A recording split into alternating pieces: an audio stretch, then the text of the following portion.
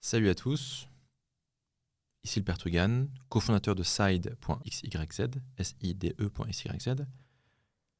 Dans cette vidéo, solennellement, je vais réhabiliter Klaus Schwab.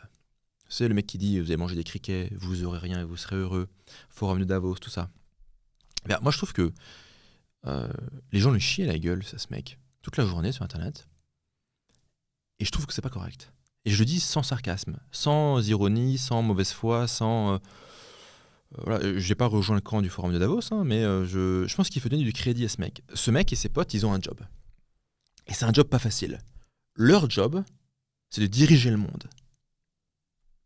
Alors, vous allez me dire, personne ne les a élus. Très bien. Mais bon, il n'y a pas grand monde qui a envie de faire le boulot non plus. Donc eux, ils se sont dit, le monde part en couille, ils ont arrêté les humains. Regardez, vous qui m'écoutez, la plupart d'entre vous, vous êtes entrepreneurs. Vous avez fait du support client 5 minutes dans votre vie? Au bout de 5 minutes de support client, tu te dis quoi? C'est Bill Gates, Klaus Schwab. Peut-être qu'en fait, ils ont pas si tort que ça, quoi. Non. Donc ces mecs-là, toi, tu dois gérer 30 mecs au support client. Enfin, des gugus, j'ai acheté, j'arrive pas à télécharger mon PDF, comment je fais? Non. Eux, ils doivent gérer l'humanité. L'humanité, tu la laisses toute seule 5 minutes, elle s'entretue. Donc ils doivent gérer l'humanité. Personne n'a envie de s'y coller pour de vrai. Donc ok, ils n'ont pas été élus, mais ils s'y collent. Et quand tu dois gérer l'humanité, tu dois gérer des narratives. Et j'ai pigé ça, en fait, dans la crypto. Tu sais, quand tu fais de la crypto, il y a toi, tes 3 potes, vous avez créé un token, un NFT, peu importe. Vous ne savez pas trop ce que vous faites, c'est normal. Parce que jusqu'à présent, il n'y avait pas de bons cours. Maintenant, il y a les RX. Donc, vous avez créé un token, un NFT, et c'est un bordel monstre. En face de vous, quand on fait du marketing ou du community management en crypto, en face de vous, c'est comme si c'était une grande salle, très, très, très grande salle avec un sol blanc, immaculé, des murs blancs, pareil, sans pas de meubles, juste des très beaux murs blancs, très propres, et pareil, un sol blanc. Et là, il y a plein de gens. Et ces gens, ils s'accroupissent, je vais être vulgaire, mais c'est pas grave, hein, vous avez l'habitude, ils chient dans leurs mains et ils jettent la merde contre les murs en gueulant. C'est ça, finalement, de gérer une communauté dans le Web3. C'est pas grave, ces gens, on les respecte, on les aime, on passe du temps avec eux, et ils sont très drôles et stimulants, intéressants à bien des égards. Le problème, c'est que très rapidement, ils se mettent à s'accroupir et à faire ce que je dis, ce qu'ils font. Et donc, vous devez gérer ça. Et quand on gère ça, il faut créer des narratives. En gros, il faut créer des récits collectifs, des dynamiques qu'on contrôle. Je vous donne un exemple dans le Web3. Imaginons, vous dites, voilà, on va être listé sur Binance la semaine prochaine. C'est stimulant? Oui. Est-ce que les gens sont chauds? Oui. Est-ce que la communauté est en mode, ouais, trop bien? Oui. Est-ce que vous avez la certitude que vous serez listé sur Binance la semaine prochaine? Non. Vous ne contrôlez pas la narrative. Si vous n'arrivez pas à contrôler la narrative, la foule prend le pouvoir. La dinguerie de la foule, qui est amusante à bien des égards, prend le pouvoir sur le projet.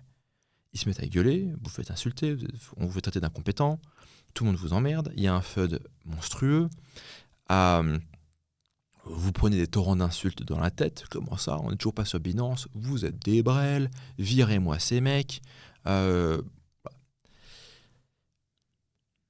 qu'il faut comprendre, c'est dans la dynamique de foule, l'individu abandonne son jugement et sa rationalité au profit de l'émotion du groupe, d'où ce genre de réaction. C'est pas qu'intrinsèquement ils sont cons les gens, c'est juste que la foule crée une réalité psychologique différente.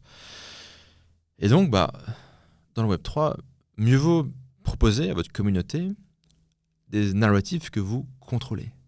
Donc, au lieu de dire, on va lister ce Binance la semaine prochaine et Inch'Allah, on n'y arrive pas, vous allez dire, voilà, je sais pas, vendredi prochain, on fait un airdrop de 10 000 balles à quelqu'un tiré au pif. Facile, vous contrôlez. Vous prenez un wallet au pif, vendredi, c'est un jour qui va exister, mais vous lui envoyez 10 000 balles. Et donc, pendant toute cette semaine, vous pouvez contrôler le récit. Vous pouvez contrôler l'histoire. Vous pouvez organiser toute la stimulation. Vous pouvez animer. Et en fait, Klaus Schwab, c'est pareil. Vous prenez Klaus Schwab, Jacques Attali, Bill Gates, ces mecs-là. Ces mecs-là font le travail que personne n'a envie de faire. Qu'est-ce qu'ils font? Ils vont choisir, en avance, des récits qu'ils contrôlent.